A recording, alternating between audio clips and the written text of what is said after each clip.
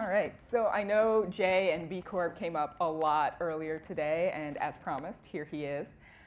So I want to start with something that I'm embarrassed that I did not know, which is that you were actually the founder of And1, the basketball clothing and apparel company. Yeah. One of a few co-founders, yeah. So the thing that I think is interesting is at a certain point, you owned that company, you put in a ton of kind of progressive policies, fair wage practices, philanthropic giving, and what happened after you sold that? Were those retained? None of it was retained.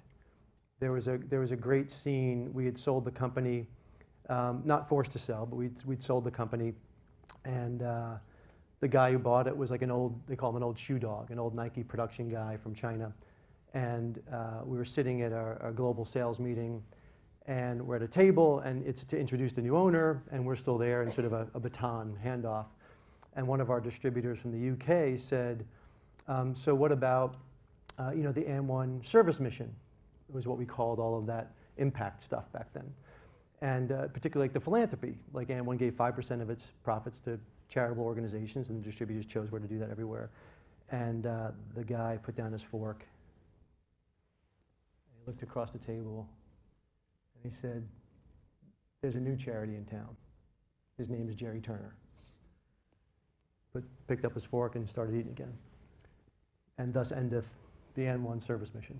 So how did that experience of watching kind of all of these procedures that you put in place to ostensibly try to help and be progressive and have a social impact, for those to just be kind of cut out in one fell swoop, how did that impact the founding of B Lab? Yeah, it was hard to watch. You built a business for 13 years, and you built it with your best friends and tried to treat people like family, and not just the folks that were working for you here in the States, a couple hundred folks, but the 10,000 young women that were working in our factories overseas, and to know that that not just the lives of the few hundred people that were on our payroll, but the lives of the 10,000 young women, mostly in China, would be different as a result of our decision to sell the company, or our inability to create a liquidity event where the mission and service mission of the business could be maintained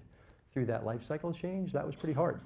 And so that was one of the things that led us to think there must be a better way to build a good business, and that one that could last. Yeah, and that is what you guys are trying to do at B Corp. How does B Corp and the B Corp certification try to get companies there to kind of sustainable social impact? Yeah, so good question. So the B Corp movement is a global movement of people that are trying to use business as a force for good.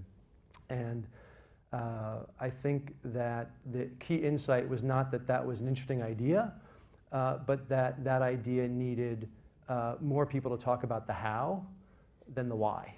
And so the B Corp movement is really focused on the how, and giving people a roadmap and toolkits to ask themselves good questions that help them figure out how they can have a more positive impact on their workforce, a more positive impact in their community, or on the environment.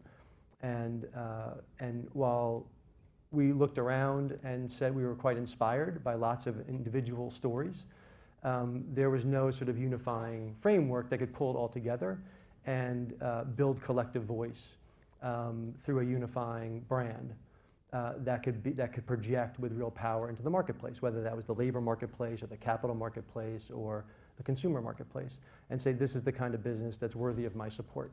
And so the B Corp brand was meant to be a brand for good business, but that was backed up by real rigorous standards of performance, transparency, and accountability. And how many companies at present are B Corp certified? A little over 2,300, almost 2,400 companies. Yeah, and there are thousands more, I heard, that are somewhere in that pipeline of having expressed interest and in process, but haven't quite made it. What do you think are some of the biggest hurdles between kind of signing up and saying, this is something that I want to do, and actually getting a company over the finish line of being certified? Good question. So you're right, there's about 2,400 companies that are certified. I think one of your prior, I think Cheryl actually mentioned that there are a little over 5,000 companies that are using the legal structure, the benefit corporation legal structure that Laureate is using as the first in the public marketplace. And then there's about 65,000 businesses that are using the impact assessment that a few of the earlier panelists referred to, which is that sort of roadmap and toolkit for good, better, best business practices. And I'd say the B Corp standards are high, and not every company is able to meet them or would really want to meet them. You know, and honestly, our objective, the mission or the vision of the B Corp movement is not that every company on the planet becomes a certified B Corp. But one of the big business magazines said a couple years ago that the big business trend was to be like a B Corp. And that was the first time anybody had articulated it in that way, and it resonated with me because that ultimately is the objective. The objective is to shift culture in business and shift practice in business. And those few companies, like a Laureate or others, that are willing and able to meet that very rigorous standard of performance, transparency, and accountability, they become a North Star that helps orient everybody else's behavior. And then our job at B Lab, we're a nonprofit organization that wants every business to move in that direction. And so how do we give them the tools to do that one step at a time? And so the B Impact Assessment is one of those free tools that's available to any company of any size, any industry, any place in the world. And without doing any marketing or sales on that, there's 65,000 businesses that have said, hey, that's a direction I want to go because I'm inspired by those B Corps. And let me figure out what the next step is for me. If I'm inspired to build an inclusive economy and make sure everybody gets a living wage, then that's the piece of the assessment that triggers a behavioral change. I'm inspired to focus on impact of climate change, and I'm going to figure out how to do a life cycle assessment for my products. Then I'm going to focus on that, and we give them the tools to follow their energy in whichever direction it takes, but it's all headed in that same direction of a new North Star for business, which is how do you compete to be not just best in the world, but best for the world. I want to talk a little bit about the designation, the legal status of benefit corporation. And you've said before that that is really the direction that you think any company that's really serious about this and wants to be sustainable in the long term, that is really kind of the direction they should go in. And as you said, that's kind of way, way, way at the far end. It requires a lot from companies. Why do you feel like that is kind of the true test of how committed a brand is? Yeah, and I don't know that I'd phrase it that way, Gillian, about that it's the true test or like the end point. I think like any corporate structure, it's just that. It's a structure that sets the foundation for what that organization or that building is. And once you lay that cornerstone, your building is where it is. It's oriented where it's oriented. You can't change your southern exposure once you've laid the cornerstone. If it's this way, it can't all of a sudden face that way. And I think similarly with your legal structure, you're setting the cornerstone for your business. And if you set the cornerstone using the Benefit Corp legal structure, you're orienting your business so that it is legally obligated to pursue both profit and purpose. And that's fundamental, particularly if you're in an industry or have aspirations to bring in outside capital, to seek access to the public capital markets. Those are pretty choppy waters. And every honeymoon with your potential investor turns into a marriage. And that marriage is like every marriage, like they're complicated, and sometimes interests diverge. And but if you're founded on that bedrock of the Benefit Corp structure, you're both agreed that you're in it for the long term, and you're in it to win it for everybody, not just for your shareholders, but you're in it to make sure that your business works for everyone. And that's not just like in a marketplace of convenience when business is good. Like most good contracts, they're there for when things aren't going well.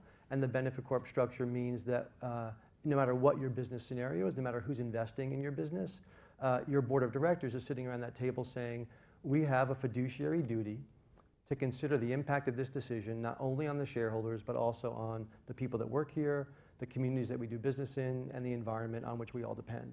And that's a fundamental restructuring of the purpose of business at the DNA level of the company. And so in that sense, I agree, it's a fundamental shift in the evolution of capitalism, but it's still just a legal structure. It doesn't, just because you adopt the Benefit Corp structure doesn't mean your actual performance is good, better, or best, which is why what was so inspiring about Laureate is they not only became certified to make sure that when they went into the public marketplace, they had sort of that inoculation against the virus of short-termism in the capital markets, but they said, but we also want people to know that we've actually reached a very high level of performance, and they got certified. And that means an independent third party looks under the hood and kicks the tires and makes sure that they do all the research necessary so that they can help build public trust. Right. So I want to stick on that idea for a second and the legal orientation. Patagonia, which has kind of been held out as one of the North Stars of this movement. Patagonia recently, if you were at their website, put up a post that said the president stole your land. And it was kind of the curtain raiser to a lawsuit against President Trump for decreasing the amount of federal lands. So I'm wondering, when we talk about kind of reorienting the idea of fiduciary responsibility, is part of the reason to do that so someone like a Patagonia can then do something like sue the president with less fear about fiduciary responsibility being really narrowly defined and the stakeholders being really concerned about that? No. Okay. The purpose of the Benefit Corp legal structure is not to embolden corporations to become more litigious. The purpose of the Benefit Corporation legal structure is to protect the corporation from the short-term pressures, particularly of the capital markets, that are increasingly focused on a sort of a myopic view that the only reason you exist is to put money in my pockets, and I want you to put as much in them and as fast as you can. And one of the things that's been really interesting is over the last 10 years is that was a pretty fringe idea 10 years ago. And if you read literature around systems change, which is ultimately what I think this is really about, the economic system, the capitalist system, system change says that two things are required for a system to change. The first thing is that there has to be widespread recognition that the system is failing. And I think after the financial crisis, there were a lot more people that were willing to say, yeah, there's something off with the system itself. Not this bad actor or that bad actor. Those are playing in a system. The system is set up with rules that actually create harm for lots of people. The millions of Americans that lost their jobs, the trillions of dollars that were lost in value in the stock market, that had really societal implications, not just in the US, but globally. There's a system problem. And so that sort of opened up a window where people that weren't really thinking about whether we could evolve our economic system to serve a higher purpose, there was now like an opening where we could move through. But there's a second criteria for system change, which is if you have widespread recognition of system failure, that just makes people angry. What the second thing you need is the existence of a viable alternative. Unless there's a viable alternative, all you get is anger and maybe violence or political unrest. I think some of your speakers earlier talked about growing populism on every side of the ideological spectrum across the world, not just in the US. And what that is really about is about people feeling understandably angry that the system isn't working for them. When people say the system is rigged, the system is broken, it basically says, none of y'all care about me. None of y'all are working for me. And if there's no viable alternative, the next response is burn it all down. And so what the B Corp movement holds out is proof, not just hope, but proof that there is a viable alternative, that business leaders can walk and chew gum at the same time, that they can pursue profit and purpose. And just like we raise our kids to be good people and to be happy, but also to be responsible and respectful, we can expect the same things from the companies that we raise and that we invest in, that we support. They can walk and chew gum at the same time. They can pursue profit and purpose. They can enable the people that work there to bring their whole selves to work, get a paycheck, but also be contributing something to the common good. And B Corps demonstrate 2,300 examples of them, that they can do it and they can be profitable. And so I think the Patagonia example is interesting in a different way, which is I think that I was in a conversation with one of the senior executives at Danone earlier. And this woman, Lorna Davis, was talking about, she runs, sorry, Doug, the largest benefit corporation in the world called Danone Wave, which is the North American subsidiary for Danone, the big Fortune 500 food company, $6.5 billion company. And Danone has said it's setting its path. It's set its trajectory to be themselves to become a B Corp. And one of the first things they did was to turn their North American subsidiary into a benefit corporation, and hopefully in 2018 for them to get certified. One of the things that Lorna said when she stood up in front of all the people at Danone Wave when she was named CEO was she told them that here's not just a new trend. We're pursuing this certification or we're pursuing that certification. She said, we've actually changed our legal DNA to be a benefit corporation, which legally obligates us to consider the impact of every decision on all of our stakeholders. She said the change in behavior, the change in the people's faces, that wow, that's for real, in a way that like the latest shiny object from the CEO isn't. It's not irrevocable, but it's pretty darn sticky. And she said what that did was it empowered the most junior people in the room to say, all right, if that's who we say they are, then this asks us about living wages of our 6,000 workers. It seems like when we answered the question, there's 152 people in our North American plant that aren't making a living wage. So what are we going to do about that? Well, within 6 months, those people were making a living wage. Another person said, looks like we may have good reason to exit this business or shut this plant, which again, that happens in business. Like business market conditions change, and that's not necessarily like a bad thing. But a young person, a junior person in the organization said, well, how would a B corporation exit a business or close a factory? And like that shift in orientation and that empowerment of the more junior people in the organization to feel free to ask really difficult questions, not about what business they're in, but about how they're doing business and how they treat people, is to me one of the most powerful things about the B Corp movement. And so for me, the thing about Patagonia or Danone or Laureate is them meeting the standards of certification is one thing, and the legal piece is the thing that really says this is a firm commitment and it's a public commitment, and we're now asking all of you to hold us accountable. And that's really powerful. I have one more quick question for Jay, but if the audience has any questions, could you go ahead and start condensing them and get your hands up and get the attention of our runners? So as we think about investors and the fact that, as you said, B Corp status often changes the framework of the responsibility of a board of a company, do you think that investors are becoming more amenable to this idea that there's going to be this dual mandate versus just a mandate for return on profits? Yeah, and I would say it's still a single mandate. The single mandate is to optimize value for all stakeholders. That's the single mandate.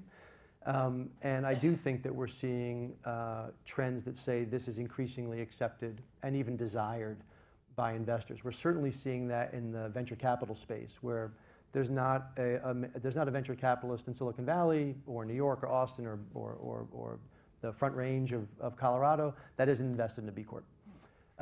And as we see the first successful IPO with Laureate, there are other public companies that are B Corps, both here and around the world, that are proving that global institutional investors are saying this kind of governance structure is actually conducive to creating long-term value, and we're long-term asset holders, whether we're BlackRock or CalPERS or New York Common. They're saying this is exactly the kind of governance structure that we want to invest in. And so I think the longer-term trends of that are very strong. That doesn't mean that every group of investors in every private company gets it, but it does mean that I think the longer-term trends are there that I think are really positive to this, not only because it's the right thing to do, but because they think it helps them create more long-term value and reduce systemic risk. And I think that's when the market really starts to shift to align with what all of our sort of evolved intentions are. And do we have a question or two? Right there. I'm Hank Dearden with Forest Planet. I don't know if you're aware of I'm sure you are aware of the Jobs Act. It now has many components to it, but one of them allows companies to do equity crowdfunding. And I'm just curious if you're a B Corp, for everyone who's not maybe familiar, any business can now raise equity from like the 98%. You don't have to be an accredited investor. You can be a normal person and invest in a startup. And before May of last year, that was illegal. Now a business can raise up to $1 million. I'm just curious if you're a B Corp, are you neutral on that point, or do you encourage that, or are there any conflicts? I'm just curious. Are B Corps allowed to use that tool to raise equity? Yeah, so we think that's a great innovation, and the more democratization of the capital markets, the better. The same consumers that have fueled the growth of organic and fair trade now get to act as retail investors and invest in those same companies to benefit from the wealth creation opportunities that their consumption is creating. That used to be they only created that for others, now they can create that for themselves. We think that's a really great innovation. B Corps can participate in that capital market structure just like any other company.